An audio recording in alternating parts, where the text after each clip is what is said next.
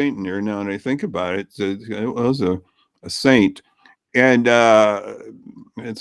got the little hearts up there for Valentine's Day today. And we're going to be showing love to others today. That's part of what we're about.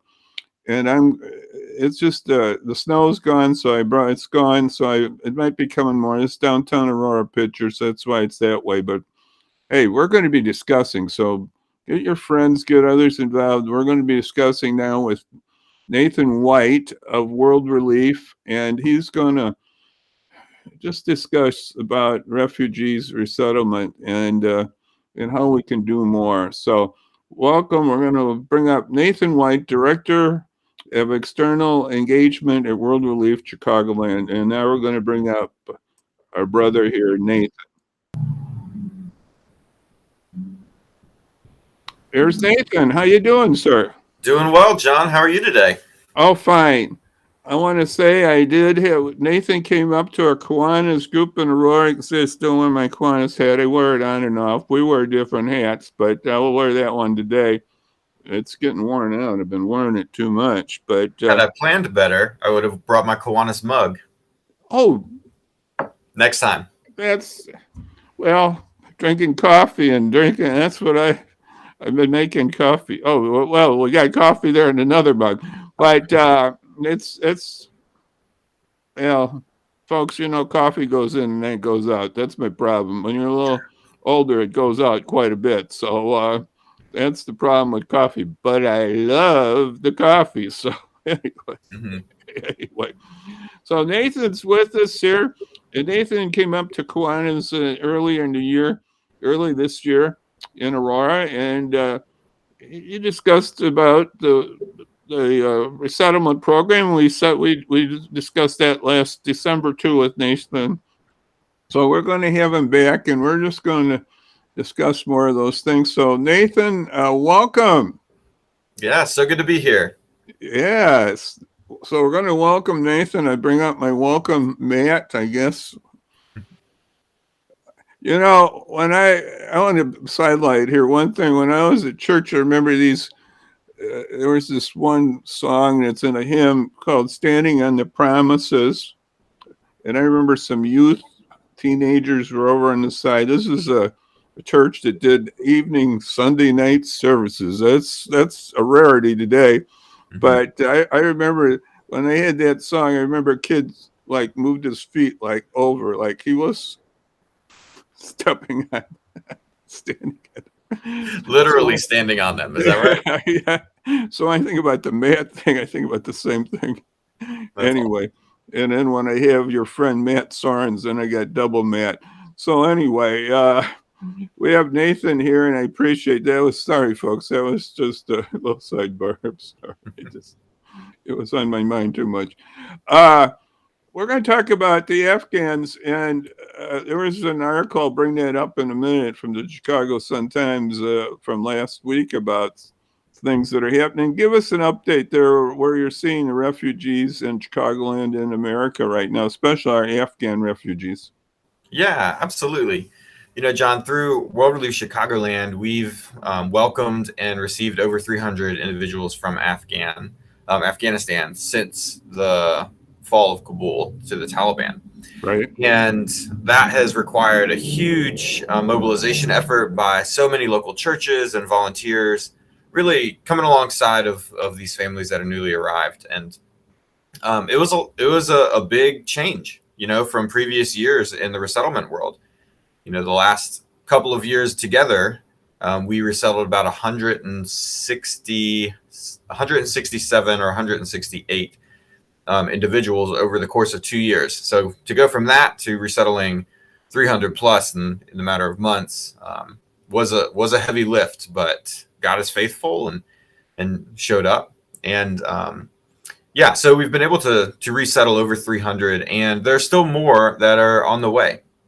Most of the military bases around the U.S. have had Afghans sent from them through resettlement agencies. But the reality is the situation in Afghanistan, as you can see or read in the news, has not been good. And there's likely going to be people arriving for multiple years. years to come. And it's part of a journey. When we welcome new people here to Chicagoland, there's a lot of that initial work that we're doing, finding housing, getting just initial transportation sorted out, helping people just find that initial stability. And then we're getting started on the long haul of helping people become integrated, where they can bring their gifts and passions and skills to a community where everyone thrives. So that's a quick update, John. Well, so we're working on resettlement here in our country, and we brought this up before. Jesus was a refugee. When he was a young one, he went to Egypt. Him and his family were in Egypt. So it's some of the Christian. There's a lot of Christian background here, and that's what World Relief's about, showing the love of Jesus in what they're doing. So now, how many do you expect to come in Chicagoland right now? How many did you say we had right now, maybe in Chicagoland? I don't know the total number in Chicagoland. I know through World Relief. Okay. How many have you had? Was it 300 you said? Yeah, over 300 at this point. And you're expecting more in the next months here, right? Yeah, we're expecting more, and we'll know more about what that number looks like as things continue to unfold. But right now, we're certain that there will be more Afghans who will be arriving in our communities. I think that article, I think they said they expect 3,000 total in the state. Maybe, does that sound right? That does sound about right. It's we started with one number, and that number has kept going up and up because the need was so great. And for me, it's good to be reminded of the way that Jesus handled large crowds too. Like, he didn't necessarily, get freaked out by that, right? He just kept doing the Father's work of showing love and empowering the disciples to share that love. Recently, in one of our times of prayer as a staff, we looked at the story of Jesus feeding the 5,000. Right. Just a really neat reminder of how through God and through the church, really, and the disciples in that setting, so many people's needs can be met. But what it took was the disciples being proximate to Jesus and being willing to go. And it's just a neat reminder to see that, and then also to be able to witness so many churches come alongside of the work that World Relief gets to be a part of as we work together to welcome those who are coming. So our churches can be involved in many ways, right? What would you say in individuals? What are some ways that we can help? I know monetary is one, right? Yeah, absolutely. In terms of helping through financial gifts or ongoing financial gifts, as I mentioned earlier, we're doing that initial stability work right now, but there's going to be long-term support needed for so many of the families that are coming. So that's absolutely one of the ways that we can connect. But one of the things that I love about the mission of World Relief is that it's to empower the local church to serve those in vulnerable situations. And empowering the local church is a key part of that. And I think that's when people get mobilized and people get involved. And we have volunteer opportunities. And sometimes they're very specific or nuanced. Like, we need people who can help with transportation during the day or help set up an apartment during the day in the city of Chicago. And we keep those updated on our website, which is, worldrelief.org/Chicagoland. There's a volunteer tab where you can get involved and learn about those things. But there are definitely ways where people can partner. And one of the specific ones is through the development of what we call a good neighbor team. And that's less about doing like a one-time service. And that's more about getting connected with a family that wants to have a team help them and guide them and come alongside them for a period of 6 months or more, depending on it. It's a good long-term commitment opportunity. Well, and actually, So churches and individuals can be involved more or less on a long-term basis too, or yeah, absolutely. And John, I would even say that's one of the ways that you can have the biggest impact. Like, most of us, when we think about the people who transformed us in our lives, like we may have one or two kind of like standalone moments with an individual, but for the most part, the people who really have an impact on us are the ones who showed up consistently over a long period of time. Even when things were hard and complicated, they stuck with it. And I know it, at least in my own life, the people that I saw do that really changed me, for better, I think. That's very true. Um, Last week I read this. I just reread it today again in Chicago Sun-Times about the housing situation. I'm going to take myself down here a moment, and I'm going to bring up the article here. It'll be on the side here, but it's just a thought about, can you know some way to help out with housing? That's basically, do you have some housing that you can, at an affordable rate, can help these people that are coming? That I know housing's tough, because I'm going to be looking for some housing myself in a while after I sell my place where I'm at. That's not yet, but this housing is a tough situation. So that was last. You can look that online. It was last a week ago. Sun-Times had an article about refugees, and Nathan was mentioned there in housing. So, how would that work? Best to contact you, or how would that work if we know somebody out there that's Yeah. got some housing that we could help here? Yeah, John, I think that is a great question. I would say the simplest way to connect with us, if you have permanent housing options, so not necessarily a temporary one, but a permanent option, so a Right. No, rental or different. that's what you're thinking. Permanent. Yeah. Mm-hmm. Yeah. People can email me directly if they want to. It's real simple. It's nwhite@wr.org. And I'll be glad to get them pointed in the right direction, or give them some, a way that they can take a next step in that, or at least continue the conversation. So I'm glad to do that. Would love to do that. And as you mentioned, it continues to be a concern. I wish I could say that it was resolved between the time when the article was posted last week and now, but this is one of those lifts where it's going to take a lot of people to be a part of making a difference here. So if you know anyone who's a property manager who owns units, we've even been blessed to work with a number of churches that are offering their parsonages for longer term use, for churches where maybe their pastor lives in a different residence, or those kinds of things.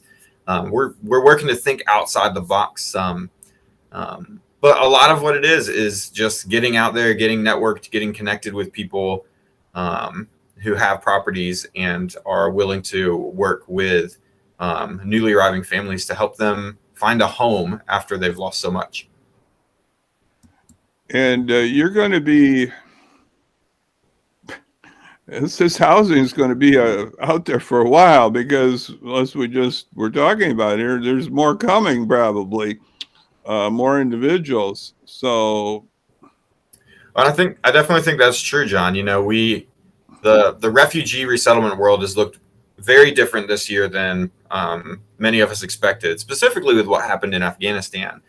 But the system is slowly being rebuilt.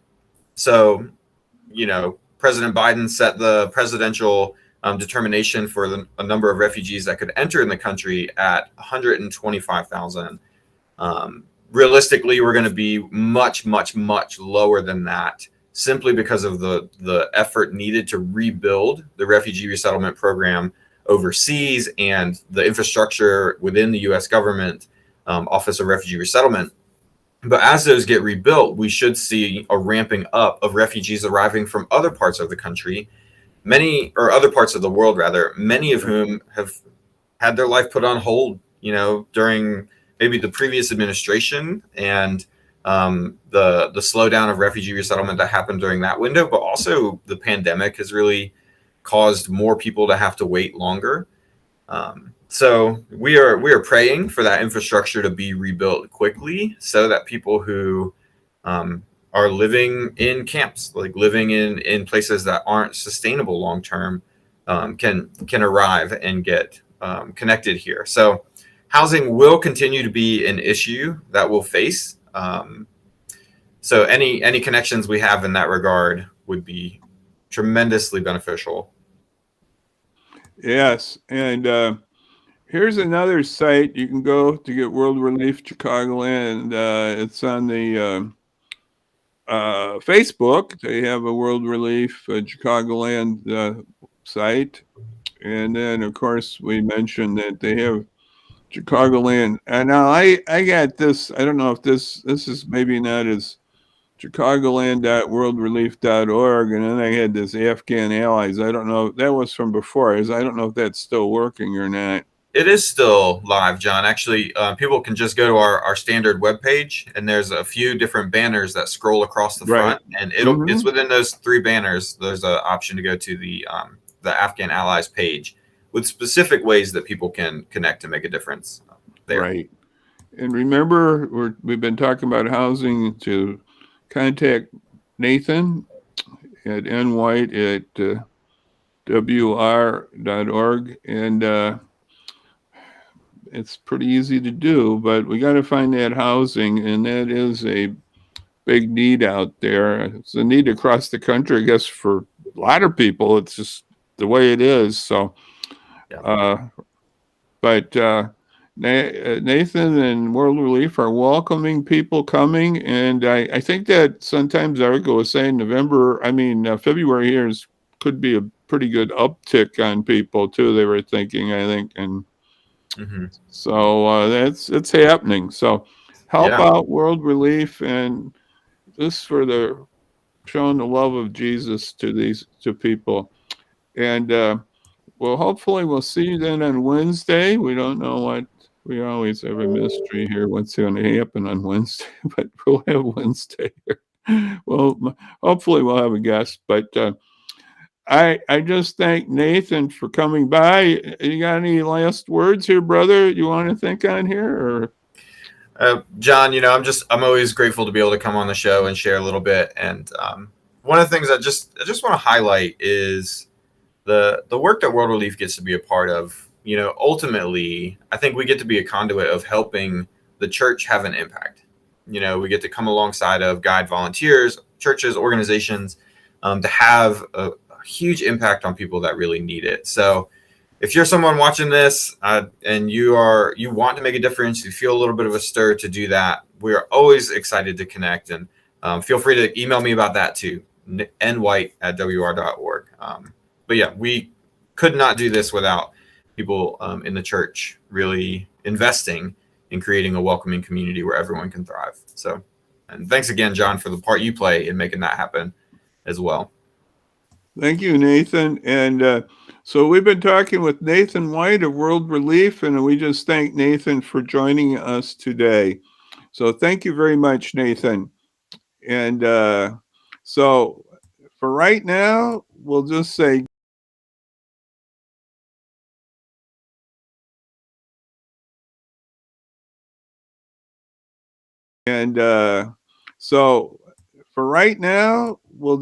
God bless, and we'll see you then on Wednesday, Lord willing. So God bless. Bye-bye now.